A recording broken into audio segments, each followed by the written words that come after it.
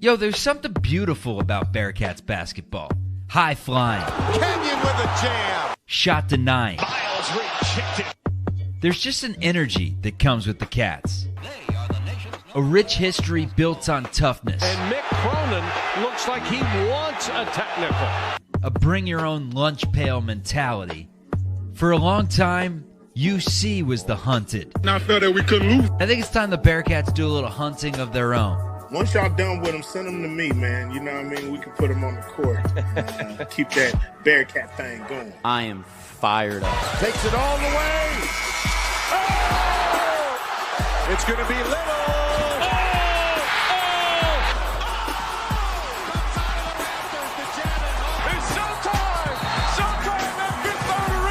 I wonder how Steve Logan would be over in Afghanistan or somewhere. I bet he'd be pretty poised. He just does not get rattled. Van Exel, he'll cut it loose. Watch out. Stevenson cuts it back. Oh! Kilpatrick outruns everybody. Johnson, the exclamation point. We've been dealt the king of heartbreak over and over again. Rozier. Smith and Everything they worked for was undone on one play. But I see the light. The Cats are back. Lukosius, open three, got it! Oh, baby! Welcome to the only live Bearcats postgame show on YouTube. This is Chatterbox Bearcats.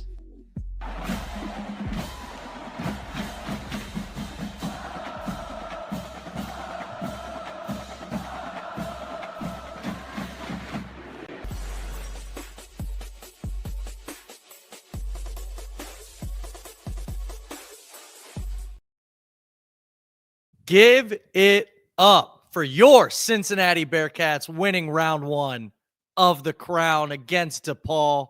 A blowout victory, Lily. 5 Bearcats. Actually, I think scratch that. 1, 2, 3, 4, 5, 6 Bearcats in double figure scoring as Cincinnati takes down DePaul 83-61. We got an April victory, Lily. Not the way we imagined it preseason, but a win is a win, right? What are your thoughts about the Bearcats taking down DePaul in round one of the Crown tournament? It was all right, you know. You saw all the usual stuff, the turnovers, the mind-numbing, like CMOS's rainbow pass in transit. Like the transition decision-making is still there. This is the same team. A week or two of practicing with like no pressure did not fix anything, but I don't know. If I'm watching UC play basketball, I'm happy. You know, I hate the part of the year where there's no hoops, but it was not enjoyable. And, you know, it was nice to see some guys open up a little. It kind of felt like the UCF game for a little, where it really opened up. Well, I was going to say, you were about to say it was fun, and then you kind of stopped yourself. That was not fun, right? I didn't have any fun. Did you have fun? You realize it's one of those things where if we keep advancing, we're eventually going to start caring about it, I think, which I'm trying not to, though. I'm pushing back on that natural urge. Hopefully we don't get to that point where I'm like locked into a crown game. Let's not do that.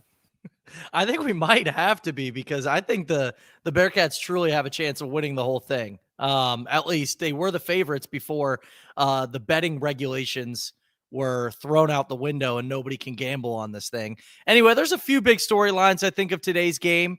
The first being Arrington Page and Tyler Betsy not seeing the floor. At least Page didn't see the floor at all. Betsy, he got in after Halvin Zella touched the floor. So I think that tells you all you need to know about how they are either perceived by the coaching staff or their status on the team altogether. So is that the number one thing that stood out to you for today's game, is seeing those two guys? At least Paige didn't see the floor. Betsy barely saw the floor. Yeah, that was the talking point right away when Halvin got on the scorer's table there. He played more minutes tonight than Paige has played since February 15th. I just pulled up the box score here. Paige has played 15 minutes since counting the Iowa State game since then. And Zella got 15 tonight. Betsy got in, didn't look good. I do think it's very obvious what is happening with both of those players here. I don't know. It's a little weird though still. Like I wish we knew. Like, do they have their landing spots locked up and they don't want to like play? Because you see like DePaul and some other teams are playing guys that are in the portal. Maybe Wes is just old school and wants to like, I don't know, this sounds ridiculous, but maybe he's like, this is the season still going on and he's good at just kind of keeping everybody together and wants to keep it quiet till the season's over, something like that. I can't wait for that to stop though. Like it's just adds unnecessary talking points and drama to basketball, in my opinion. Well, and it's funny because we had a show last week where two players were rumored to be at least leaning towards the portal on Discord. Dan and Jizzle were both names that were tossed out on, one of the apps, and both of them saw the floor a ton tonight. And we kind of have gotten a little like, hold up. I don't know if those two are completely gone. Whereas Arrington Page and Tyler Betsy, I feel like at this point you could just pencil them in as those two are going to be hitting the portal no matter what.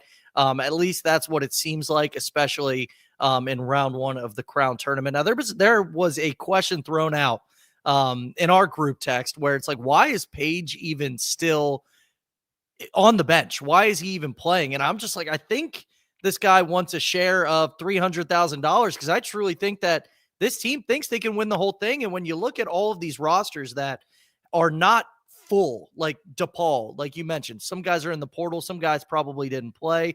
I don't know the DePaul roster like the back of my hand like I do Cincinnati's. So I don't know who played, who didn't, right? But I would think it's safe to assume that Cincinnati and Boise State are really the only two full rosters in this tournament. So do you think we have a chance at winning this whole thing? Yeah, for sure. I still just don't, we've watched this team all year and how inconsistent we are. I still have a hard time believing we'll pull it off, like winning that many games in a row versus like, this isn't like those 300 ranked teams we play in the out of conference that we're just going to beat. Some of these teams have a pulse and some of the guys that are playing might be playing to showcase themselves for their teams or for other teams. I don't think teams are going to lay over.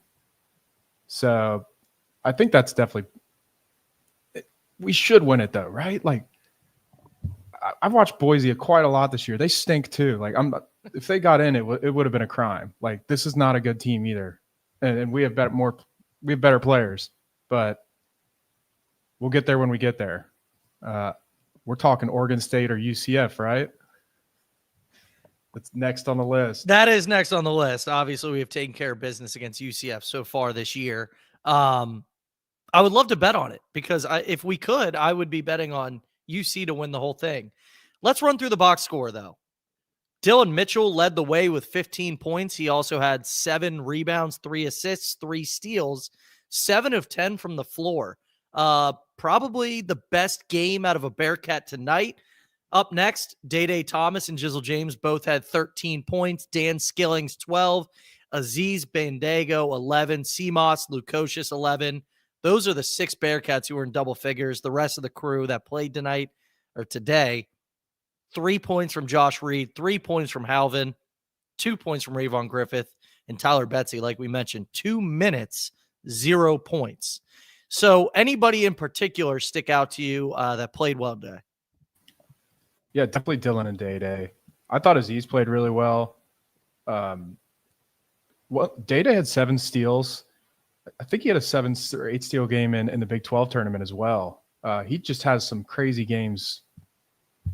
Like those are massive steal games. And we're talking about a guy here where if he does come back, which I think he will be, if he replicates his first 2 years here, he will be a top 10 career Cincinnati Bearcat in steals. Like he's heading towards that number of 150 and getting 7 more this year, like really helps his case because less work to do next year, but he's over 100. I think he's at 115 now and has another season to go. So that'd be cool.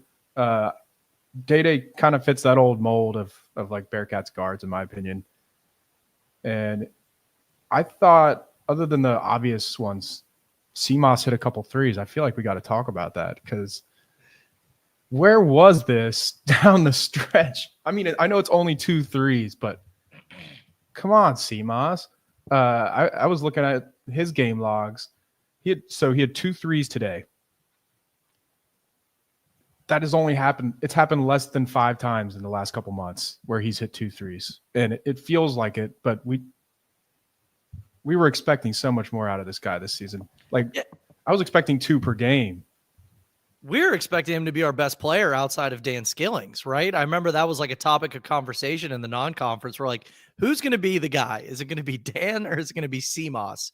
Now, obviously, Jizzle was the third guy that we mentioned. Of course, he ended up being the guy down the stretch of the season. But 2 for 3, let's see, 4 for 6 from the floor for CMOS. So a good shooting day from him. An awful lob to Aziz Bandago for an alley-oop when Aziz was about 9 feet from the rim. I don't know what that was. I will not be missing those. I assume that whatever big we get from the portal will not be as big of a focal point for just lobs. So sometimes, I mean, look, alley-oops are great and they're fun, and that's the way we started off the crosstown shootout, was with an awesome alley-oop, but like that will not be missed for me. Is a lob being a only way to score in the paint from our big man. But still, I don't want to hate on these guys individually. Like Aziz had a good game, 11 points. I do want to say, though, I know we've been asked this question every single time we've stepped behind a microphone. We talk about a couple of these guys hitting the portal. Is there anybody? I feel like this is the tournament where you watch and you're like, okay, I definitely want to pinpoint Day coming back. I definitely want to pinpoint Jizzle coming back. There's some guys here and there, take or leave. Like, put your Corey Evans hat on. Anybody that you are like, we have to have back next year? I think so. Just if you look at each player separately without like just context of the entire team, there's not like, this might sound crazy, there's not one guy that if we lost, I'm like losing a bunch of sleep over. But I do think in this current portal, like there's not as much top end talent, according to Trilly and some other people. I do think it's pretty important to retain a couple guys rather than like do a complete reset, especially since we're getting started later in the game for some reason. I think Day is a great foundational piece, whether he ends up being a starter or someone you recruit over, still gets his minutes, but maybe off the bench. Plus he can play 2 positions. Oh man. After that, like I would McKinley, obviously we want to see what we got there. I'd like to have Ravon back, local guy, give him another year, see if he can fight his way into the rotation. He's high motor. We need more of those players. After that, we're getting pretty like Josh Reed. I get why some people hate him, some people love him. If he's totally cool with how his role has been, he's a foundational piece to me, like at the end of the roster, like just so we don't have to fill 12 spots here. So guys like that, I would like to see back, and then take your big swings. If you're asking me between Dylan and Jizzle, that is a tough question because, I would love to see a new guard in here. But I also think Dylan kind of encourages Wes to be, or encourages, I don't think he raises our floor enough, put it that way. I think we need a more modern floor. But between those two, gun to my head, I'm saying I'd rather have Jizzle back.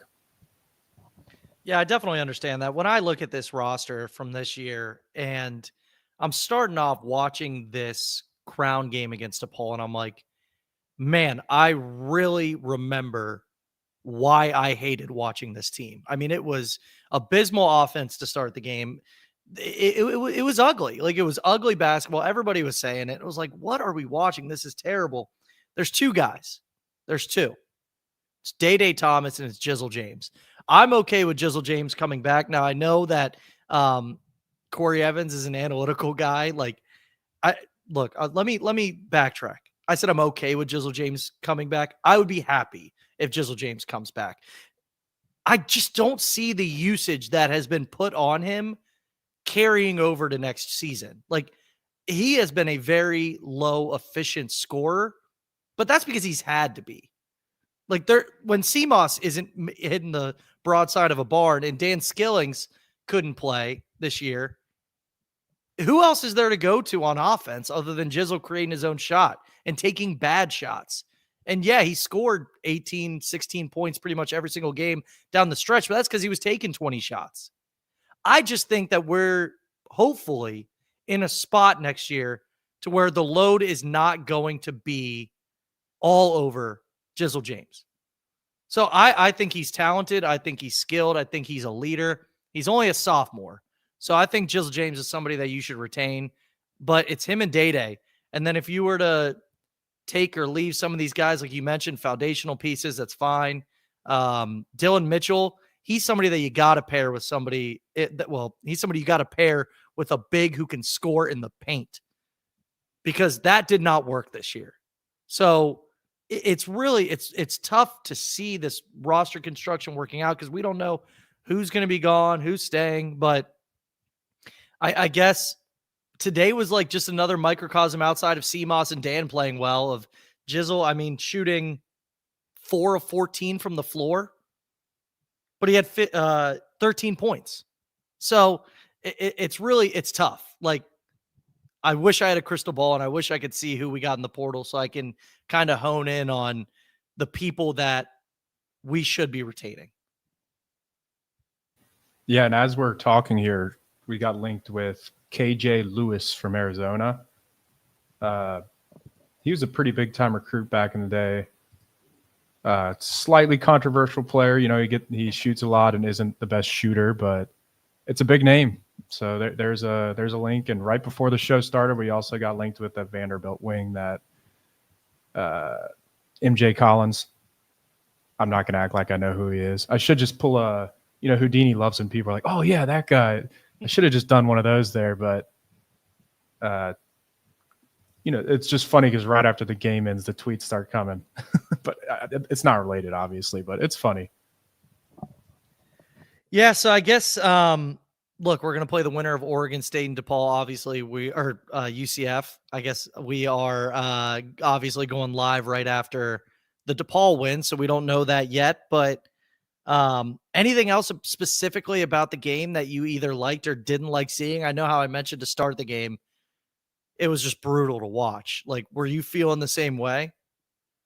Yeah, I will say, like, when I was my negative comments at the beginning there, it was mostly like the first 10 minutes.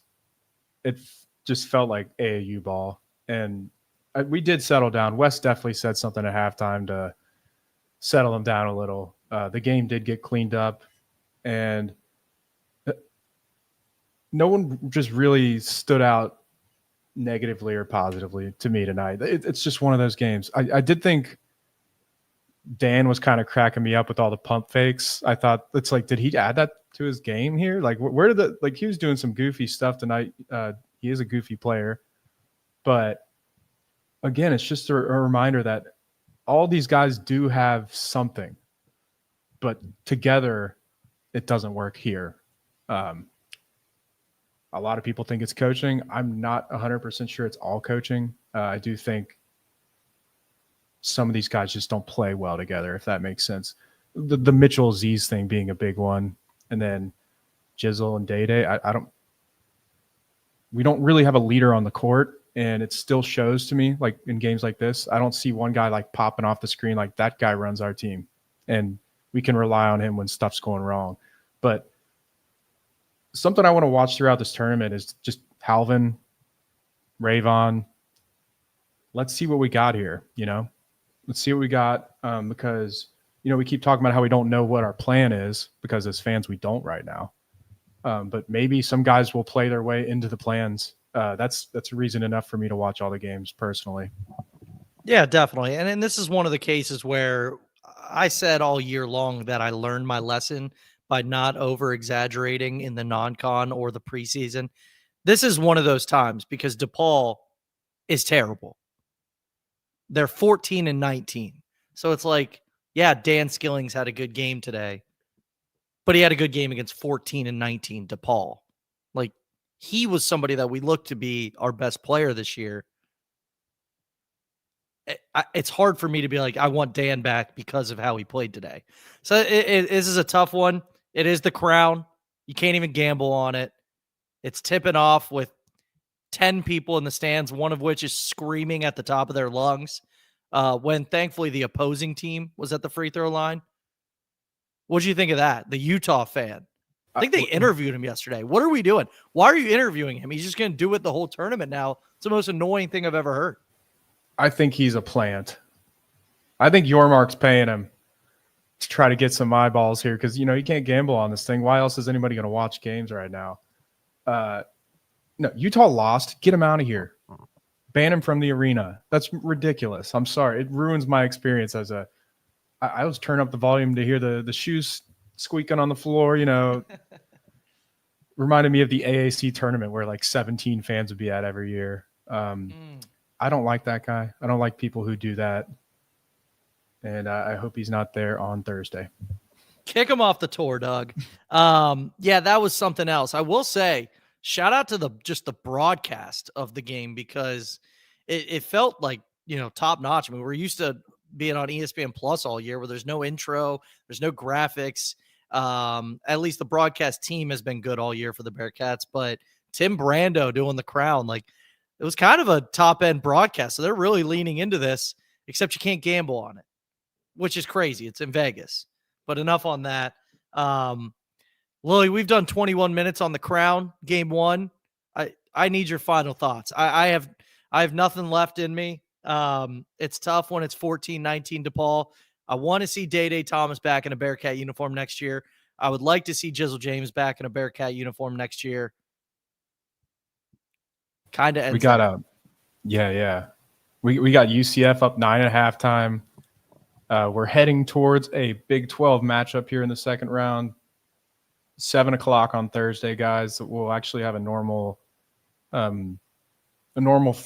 live show after that. That'll be great. 9:00, 9:30. It'll be active in here. I don't have much to add. Let me see those. Let me see Halvin. Let me see Drayvon.